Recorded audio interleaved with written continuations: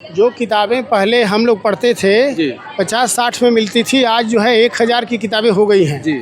ये तमाम योजनाएं आती थी, पहले बच्चों को छात्रवृत्ति की सुविधा पूर्ण रूप से मिल जाती थी, जिससे बच्चे अपना कवर कर लेते थे। आज उनको भी पूर्ण रूप से नहीं मिल पा रहा है। अच्छे अच्छे बच्चे, गांव के बच्चे मेहनत करके इलाहाबाद, दिल्ली और पटना जैसे शहरों में अपना जो मेहनत कर रहे हैं, उनके मसूमों पर पानी फिर रहा है। सबसे पहले जो जीएसटी सरकार ने लगाया है, 18% जीएसटी लगाया है कापी कलम किताब पर, इसको समाप्त करें, बच्चों को निःशुल्क शिक्षा की व्यवस्था कराएं। नमस्कार, मैं हूं कमलेश और आप देख रहे हैं आधुनिक भारत। साथियों, इस समय हम बलिया जिला में है। बलिया जिला के चिलकहर में राम सुंदर स्मारक शिक्षण संस्थान है और यहाँ पे देख सकते हैं इसके प्रिंसिपल हैं कृष्ण मोहन यादव जी, और तमाम बच्चों को लेकर के मतदाता जागरूकता अभियान चला रहे हैं। जिस प्रकार से सरकारी संस्था है, सरकारी व्यवस्था है, सरकार के द्वारा आदेश दिया गया है कि सारे स्कूल के बच्चे जो मतदाता जागरूकता अभियान फैलाएँ, और हम जानना चाहेंगे कि इसके पीछे क्या तात्पर्य है और मास्टर साहब क्या बताएंगे इसके बारे में। सबसे पहले स्वागत है मास्टर साहब का।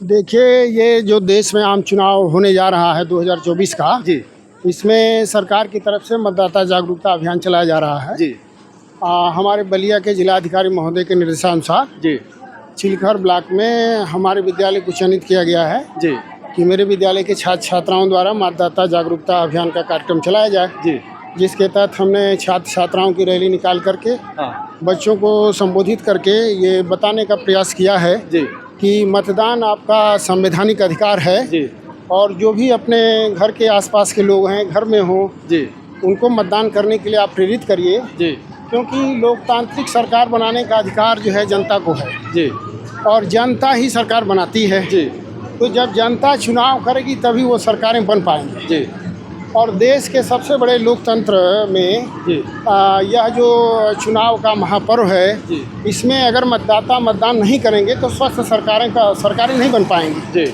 जो सरकार जनता के लिए सुविधाएं, उनकी समस्याओं को समाधान करने के लिए तमाम योजनाएं चलाती है, तो हमारा अधिकार है कि हम मतदान करें और उसको स्वस्थ सरकार को बनाएं, जिससे कि हमारी समस्याओं का समाधान हो सके। जी। अच्छा मास्टर साहब, आप शिक्षक हैं, आपका स्कूल भी है, क्या लगता है कि विद्यार्थियों को और बच्चों को इसमें क्या क्या दिक्कत की सामना करना पड़ रहा है? जो गरीब बच्चे हैं उनको कैसे पढ़ाई करना पड़ रहा है? देखिए, सबसे पहले सरकार जो है शिक्षा पर 18% जीएसटी लगा करके जी, और जो कापी किताब महंगा कर दिया है, जिसके चलते आज गांव के बच्चे और जो छोटे छोटे कस्बे के बच्चे हैं काफ़ी निर्धनता से जूझ रहे हैं, उनको रोजगार नहीं है और वो कैसे अपनी शिक्षा ग्रहण कर रहे हैं। जो किताबें पहले हम लोग पढ़ते थे 50-60 में मिलती थी, आज जो है 1000 की किताबें हो गई हैं। तो बच्चों को समस्या है, इस पर सरकार को सोचना चाहिए। तमाम योजनाएं आती थी, पहले बच्चों को छात्रवृत्ति की सुविधा पूर्ण रूप से मिल जाती थी, जिससे बच्चे अपना कवर कर लेते थे। आज उनको भी पूर्ण रूप से नहीं मिल पा रहा है। सरकार को वहाँ भी सोचना चाहिए। शिक्षा में गुणवत्ता लाने के लिए सरकार के द्वारा पूरा प्रयास करना चाहिए।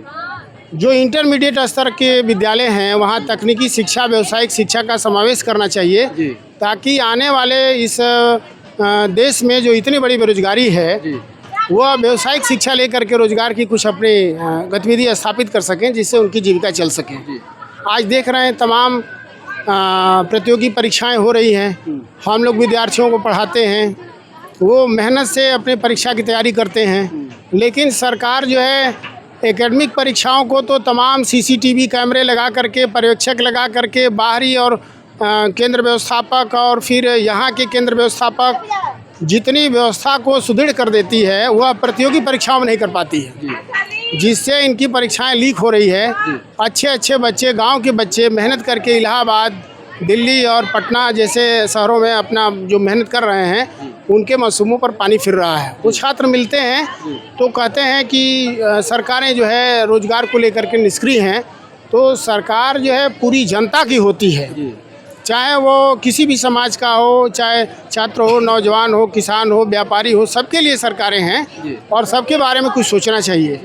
और स्वस्थ लोकतंत्र यही है कि हम जनता के वादे को, जिस वादे को करके आते हैं, उसको पूरा करें। आप देख लीजिए, गांव से सरकारें बनती है, गांव से बहुत सारे विधायक सांसद बनते हैं, मतदाता चुनते हैं, लेकिन गांव की सड़कें इतनी जर्जर हैं कि गांव की सड़कों पर वो सांसद और विधायक जीत जाने के पर ध्यान नहीं देते हैं। सरकारें भी बजट नहीं देती हैं। तो गांव के लोग आदमी नहीं हैं, केवल शहरी इलाकों में आप देख लीजिए चमचमाती सड़कें हैं, लेकिन गांव में वही पुराना गांव है, बेचारा बूढ़ा अपने हाल पर जी रहा है। सड़कें बदहाल हैं, नालियां बज कर रही हैं, गंदगी है, सफाई की व्यवस्था नहीं है। अगर हम समझते हैं कि गांव में अगर सड़कों की, नालियों की, पानी की व्यवस्था अगर कराया जाए तो गांव भी शहर से कम नहीं है। गांव के बच्चे शहर में नहीं जाते।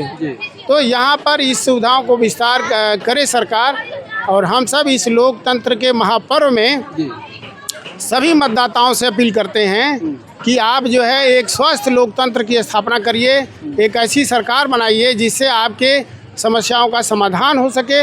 और मतदान आपका अधिकार है, संवैधानिक अधिकार है, और मत का प्रयोग निश्चित रूप से करना चाहिए, क्योंकि यह संविधान में आपका अधिकार मिला है और ये डेमोक्रेसी है। डेमोक्रेसी की यही पहचान है कि हम अपने वोट से जनता को। शिक्षा के क्षेत्र में सरकार को और क्या क्या करना चाहिए, क्या क्या सुविधा लानी चाहिए जिससे सारे बच्चे पढ़ पाए आसानी से? सबसे पहले जो जीएसटी सरकार ने लगाया है, 18% जीएसटी लगाया है कापी कलम किताब पर, इसको समाप्त करें। बच्चों को निःशुल्क शिक्षा की व्यवस्था कराएं। ग्रामीण इलाकों में बच्चे आज तमाम जो है स्वास्थ्य सुविधाओं को लेकर के सफ़र कर रहे हैं। जितनी आप प्राथमिक स्वास्थ्य केंद्र की सुविधाएं देख लीजिए, वहाँ कोई सुविधा नहीं है। छात्रों को फ्री जो है मेडिकल की सुविधा मिले, वह छात्र जो है अपना बिना पैसे का जांच करा सके, इलाज करा सके, क्योंकि ये बच्चे देश के लिए मानव पूंजी हैं। और हम लोग जो है, विद्यालय ही ऐसी जगह है जहाँ से देश को मानव पूंजी मिलता है। और यहाँ पर शिक्षक जो है मानव पूंजी तैयार करते हैं और देश के लिए वो बच्चे जा कर के एक बहुत बड़े विकास के रूप में अग्रसर होते हैं। इसलिए इनको फ्री मेडिकल की सुविधा हो, इनको फ्री शिक्षा मिले, इनके ऊपर जो जीएसटी लगाया गया है कापी कलम किताब का, उसको तुरंत हटाया जाए। और ये जिस गांव के रास्ते से विद्यालय में आते हैं, उनके विद्यालय का रास्ता हो या गांव का रास्ता हो या वहाँ की नालियाँ हो, उनको अच्छी तरीके से बनाया जाए। बहुत सारे बच्चे गांव से विद्यालय की तरफ आते हैं या गांव से मेन रोड पर जाते हैं, उनके यहाँ सड़कें जो है काफ़ी टूटी फूटी हैं और उससे वो सफ़र करते हैं, एक्सीडेंट हो जाता है, बच्चे घायल हो जाते हैं। तो इस पर भी सरकार को ध्यान देना चाहिए। प्रमुख रूप से इनको मेडिकल की व्यवस्था, आज स्वस्थ जो है विद्यार्थी की ज़रूरत है, और महंगाई की मार कम हो, इनके ऊपर जीएसटी कम करें। इनके पढ़ने के बाद इनमें जो है तकनीकी शिक्षा का जो है निश्चित रूप से इंटरमीडिएट तक के एजुकेशन में तकनीकी शिक्षा और व्यावसायिक शिक्षा जो है अनिवार्य कर देना चाहिए, ताकि जब हम पढ़ा लिखा करके, सरकारें जब इतनी बड़ी शिक्षा दे करके रोज़गार नहीं दे पा रही हैं, तो कम से कम उसको आज जो है एक 10 फेल लड़का या 12वीं फेल लड़का अगर मोटरसाइकिल बनाना जानता है तो एक पढ़े लिखे एमएससी लड़के से अधिक अच्छा अर्जन कर सकता है, आय अर्जन कर सकता है, क्योंकि वह मोटरसाइकिल बनाने का काम जानता है, मोबाइल बनाने का काम जानता है। लेकिन वो इंटर तक पास नहीं है, 10 तक पास नहीं है अपने अनुभव से, और सीख लिया है। तो हमारे पढ़े लिखे एमएससी तक के बच्चे, इंटर तक के बच्चे अगर व्यावसायिक शिक्षा लेंगे, मोबाइल चलाते हैं लेकिन मोबाइल के बारे में जानें, घड़ी पहनते हैं घड़ी के बारे में जानें, उनके पास जितने इलेक्ट्रॉनिक्स पार्ट हैं वो जो है उनके बारे में जानें और उनको समझ सकें, और व्यावसायिक शिक्षा से उसको जोड़ा जाए। कास्ट शिल्प है, कास्ट शिल्प से बच्चों को जोड़ें। फोटोग्राफी है, आज सोशल मीडिया का ज़माना है, आज कंप्यूटर का ज़माना है। ग्रामीण इलाके में बच्चों को कंप्यूटर शिक्षा जो है नहीं मिल पाती है, वहाँ भी सरकार को देखना चाहिए कि उनको कंप्यूटर शिक्षा पूर्ण रूप से मिले। ठीक है भाई साहब, तो हम लोग इस समय है चिल्कहर में। चिल्कहर के देख सकते हैं, ये राम सुंदर स्मारक शिक्षण सेवा संस्थान है और उसके प्रिंसिपल है कृष्ण मोहन यादव जी। और आज मतदाता जागरूक अभियान चला रहे थे अपने स्कूल के माध्यम से। देख सकते हैं पूरा लिखा हुआ है, बलिया बागी तबे कहाई, घर घर से जब वोट दियाई। तो सभी लोग वोट करें। वोटिंग के दिन यहाँ पे 1 तारीख को वोट होना है, तो सभी लोग वोट करें, कोई वोट करने से वंचित न रह जाए, और देख करके वोट करें कि हमारे हित के लिए सरकार कौन है, और गरीब और तबके के और सारे समाज को लेकर के चलने वाली सरकार कौन है, उसको आप लोग चुने, उस प्रत्याशी को आप लोग वोट करें। तो आप लोग मास्टर साहब की बातों से कितना सहमत है, आप लोग कमेंट करके बताइएगा। इस साथ हम वीडियो खत्म करना चाहेंगे। जय हिंद, जय